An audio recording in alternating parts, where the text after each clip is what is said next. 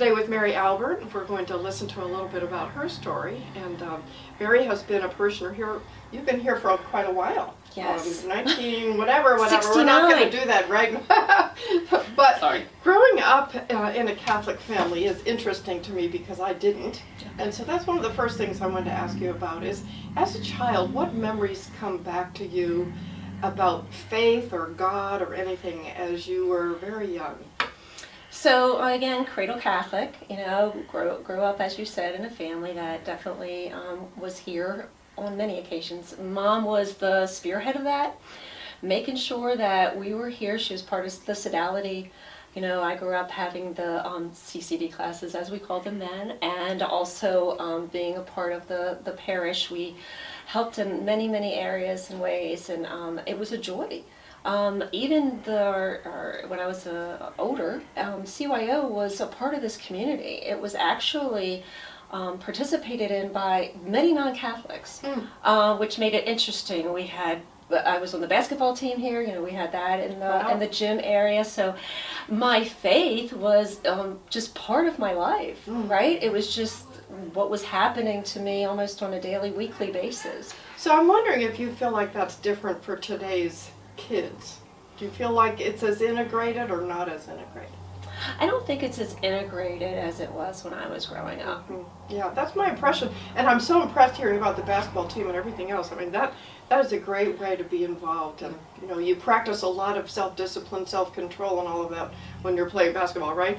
Yeah. Well, you said in your bio how as a teen and maybe young adult, like many do, you weren't as close to God, maybe you weren't as regular in attending church and all of that. But the thing that struck me was you said, God never gave up on me. Yeah. And that's really what I want to hear about. Did you feel that then, or is it just looking back? Or can you tell me about what that was like? Did you have a sense for what that was? Sure. So I definitely had a sense for what that was. I definitely felt like he was there on occasion, even though I wasn't engaged with him, that he was engaged with me. And I look back, obviously, and I see more of that, and I see how he either protected me when I made really bad mistakes and choices in my life, or where he just was showing himself to me and I missed it. And that's the sad part of it, that I know that I missed it, and I probably missed some blessings that I would have been receiving if I would have seen it. And so I think that makes me more diligent in making sure that, I am trying to listen for his guidance. Well, that's something that I wish so much for teenagers now and young adults now, that they would be more observant and catch the fact that God's, you said, still there, even though you sort of weren't. Right. He was still there in spite of all that. I mean, that's an amazing thing. And so you went on to say a little bit about encounters, and that's a word that's very precious and meaningful to a lot of people. And so I'm wondering if you would describe an encounter that you have with God. You said you've had many of them, and I think a lot of people want to know, what's that like?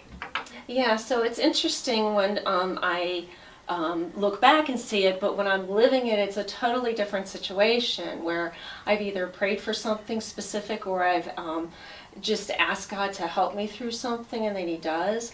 And the things that are coming to mind mostly are raising my kids. I think that, that is where my strength came in, and I actually have even said to them, oh my gosh, you guys make me closer to God. But because with, raising children, it's not an easy situation.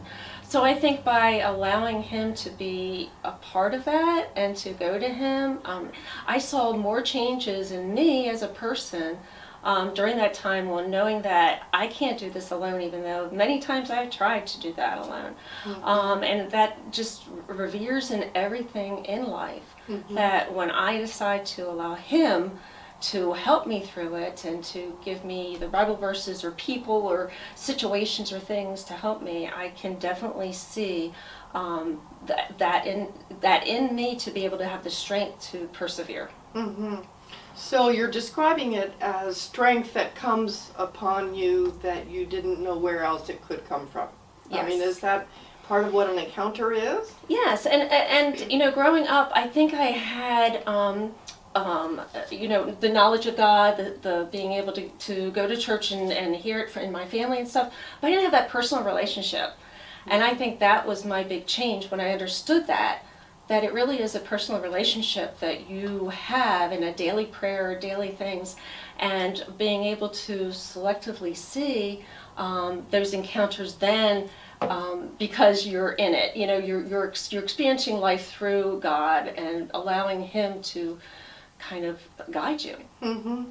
And so it seems to me that one of the ways that you learned more about God and deepened your faith was through, I think you described as a non-denominational Bible study.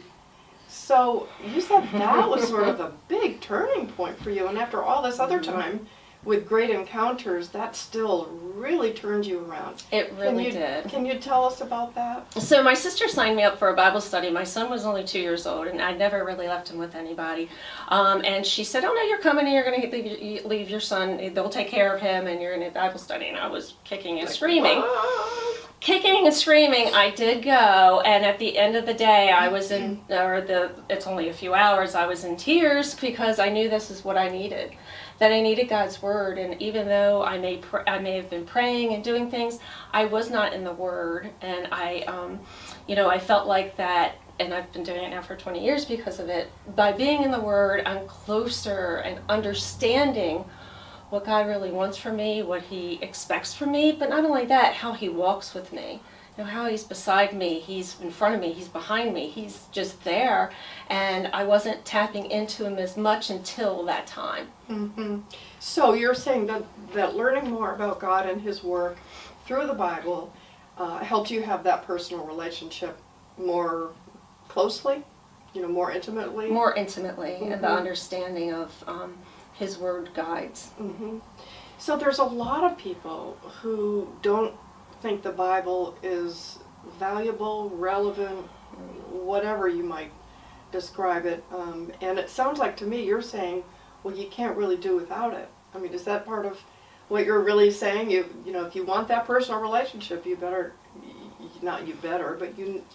to read your Bible. Well, yes, because how do you know somebody unless you get to spend time with them and understand what they are trying to tell you. So it's just like a friendship to me, that if a friend is trying to, have a relationship with me, we're going to get to know each other. It's not just one-sided. So I have to be able to get to know God, and the only way that I've seen to do that is through His Word. Mm-hmm. Oh, I love that. That's just like a friendship. And I think there are so many people that don't even think of it that way. It becomes more of a requirement or, a head trip that you have as opposed to that one day, like you say, a personal relationship. That's so exciting. It's exciting to me about coming from the Protestant world into the Catholic, that now I feel like all of these things are coming together. Mm-hmm. Well, you are involved with lots of things here, have been involved with lots of things. I'm curious if you want to talk about adoration, because I know that's a big part of deepening your faith, your walk with the Lord. Can you talk about what that's like? I know it's a little private, it's a little personal, but I'm wondering, there's probably a lot of people that don't know what it is. And our church allows us to have such access to Jesus through the Eucharist. So, I don't mind talking about that. Adoration to me didn't really come about until a few years ago, and it made me stronger through the Respect Life Committee, because they come every Monday, and and I wanted to be a part of that because I felt God calling me to that. So, by going there with my husband prior to that, it was exactly the same thing. It was just spending time with the Lord. Again, almost like the Bible, right? You're spending time with this person that you're trying to have a relationship with. And as we know in the world, when you're trying to have a relationship with somebody in the world, it's the same thing. Mm-hmm. Spending time with them. But I think the Eucharist just, it's important, The Eucharist just brings it more home and more at peace. And the chapel is a great place to want to just sit in silence and try to listen for what God is telling you, and also try to understand that He is always there, and that pouring out your heart to him. He knows it, he knows everything, but he wants you to come to him is how I feel. And when I'm in adoration, I do feel the closest, or the other place is the grotto in Emmitsburg, that I just feel the closest to him and understanding his peace more that he wants for me. Well, I think the being still part is especially important. There's a lot of talk right now about mindfulness and how important that is, but I think, as Catholics, as believers, being still is a better way to describe it. So you're involved with Respect for Life. You've been involved in the 40 days of prayer, right? 40 days of prayer. Can you talk about that as an expression of your faith? Yes, actually, the Respect Life has been something that I started, like I said, a few years ago with.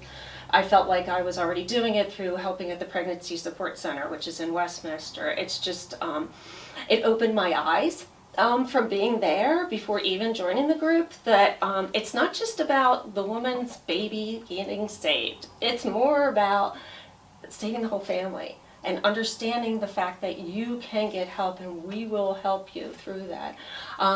Which is praying the 40 days for life, going there and just again, being still, just being in prayer. And then the Pregnancy Support Center being that. So being a part of the group now of Respect Life, that I didn't even know we had here, Respect Life Committee, I just over the years have asked to be involved in different things to help with the unborn, just really opened it up to me even more, with the understanding of, life is precious, and it's a life in the womb, and there's hurting women out there that either have had an abortion and don't understand that they can get help from that and healing from that, either and again through our church, not only that, through other agencies, like Rachel's project. And then there's also reconciliation, here to be able to say, we all fall short of the glory of God.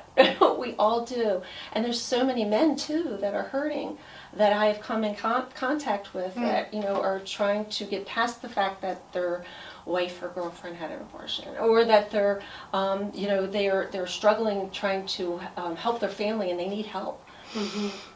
So that's really interesting.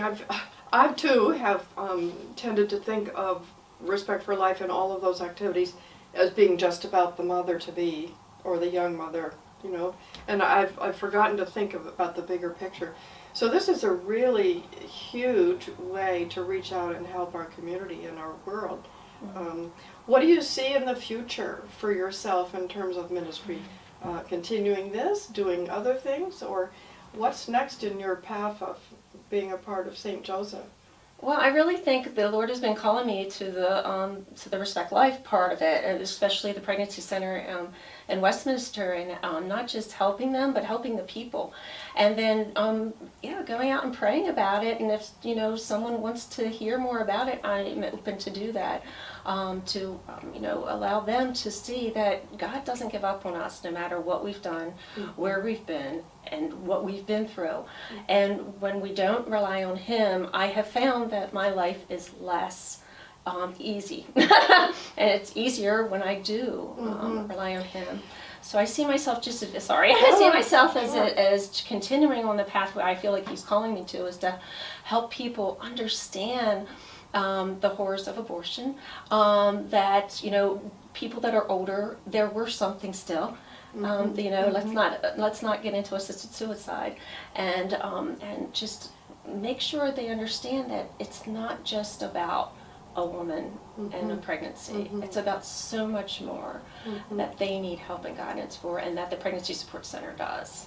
Well, it's a huge crisis, in other words, for the family, and there are a lot of crises going on in the world, and I really appreciate the fact that you're involved with something like that, and the words you've shared today, I think, are really going to touch a lot of people and educate people into the broader impact, and really the number of ways that people can get involved. So I thank you, Mary. We've had a great chat today, and I appreciate learning more about your journey. Thank you, Kathy, for inviting me. And we'll stay tuned for the next journey coming up.